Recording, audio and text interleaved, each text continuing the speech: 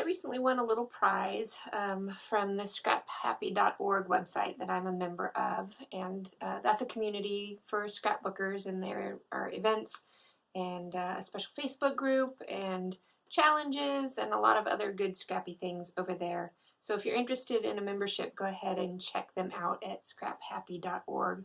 So anyway, I entered their monthly sketch challenge, and I was only one of 2 entries that month, so winning was pretty good chances. So anyway, I won, and this was the wonderful little prize that they sent in to me.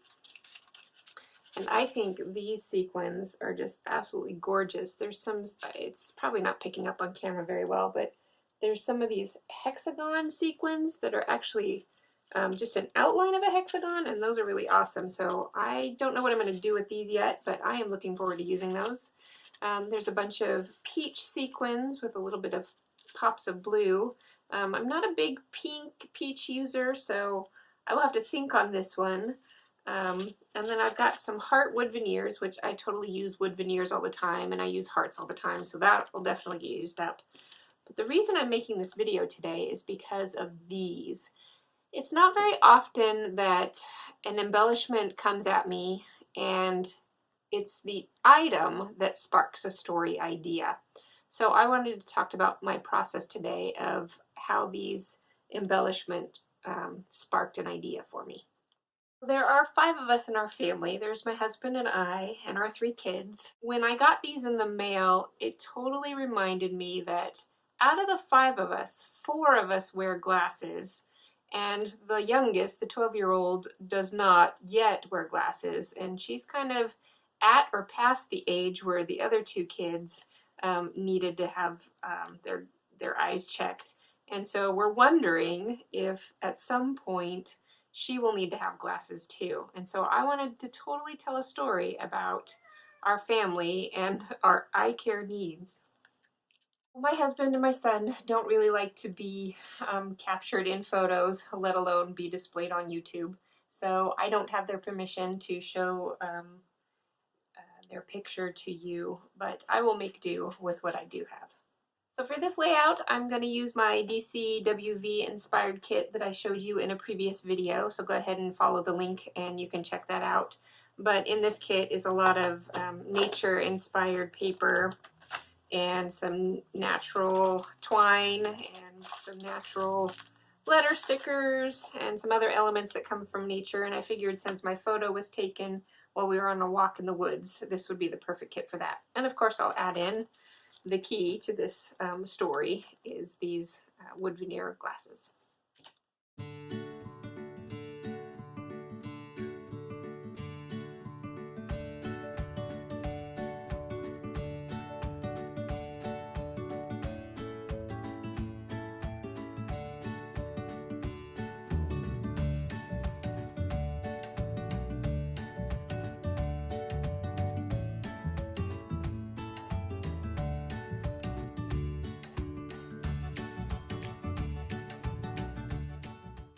So I went through my paper pad and I pulled out a few sheets of paper. I pulled out this colorized wood, not wood grain, like foresty print. And this is the same print in black and white, and I'm not sure which one I want to use. So I like, actually I like that one better than I thought. I didn't think there would be enough contrast, but that's not too bad. So that's going to be for my background. And then in my sketch, I've got a stripe that's going to go across that actually isn't going to be showing through so much. So I had picked up this scratch piece left over from a previous layout, or maybe this piece left over from a previous layout. I'm not sure which one I'll use. I might actually go with the stripes for the background and then maybe use this pink for my circles. This is where my little eyeglass element is going to go. So one of the things I need to figure out for all those circles that I have in my sketch is how big of a circle do I need. So I pulled out, this is 1 3/4 inches, and this is how icons would fit across that. So I think I'll go with this. I got my circles punched out of the pink cardstock, and I started playing with what kind of strip of paper I wanted to back those pink circles. And I tried that stripe paper that I thought I might use, and I pulled out this gold mushroom paper, which I really love and I really wanted to work. And as I'm moving these pieces around, it's just not working. I get out another punch and I punch out this pinked edged circle to back my pink circles to try for more contrast and more layers, and it is just still not working. And that's okay. You can just play around with things, and at some point you do just have to make a decision. So I decided to go with the pink circles with being backed by the pinked edged circles, and I will use those as my eyeglass layers. And here I am. I went ahead and built up those layers so I would have those pieces to work with as I move forward trying to decide what that stripe will be behind there. And I did add some foam dots to add some dimension to these pieces. Alright, so after fussing and fussing, I went back to my paper pad and I decided to pull this black because I really wanted more contrast between these embellishments and this strip. And my shirt in the picture has black and white stripes on it, so this black isn't really all that much out of place, especially with the black and white pattern that's behind the pink. So I'm going to go ahead and go with that. And then the back side of this botanical print that I had thought might be my background, I'm just going to use this back side as my journaling piece down here, and I'll cut that down to size and we'll move forward.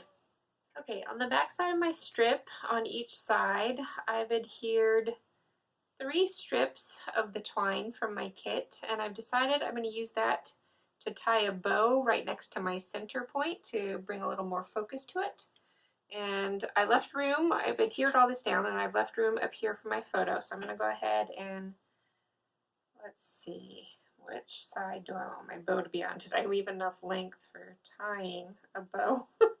So I'm going to thread my twine here so that it goes underneath my foam dots in the center of my layout. Something like that. And then I should get one more on this side, or actually 2 more on this side. And then I'll get my 2 on this side, and I'll see if I can get some bows tied, and I'll come back. Okay, I've got this part done. I was trying to get 3 little bows, but 3 little bows in this small space was just becoming too busy. So I just tied 3 little knots, and I kind of made shorter, medium, and longer to kind of give them some separation.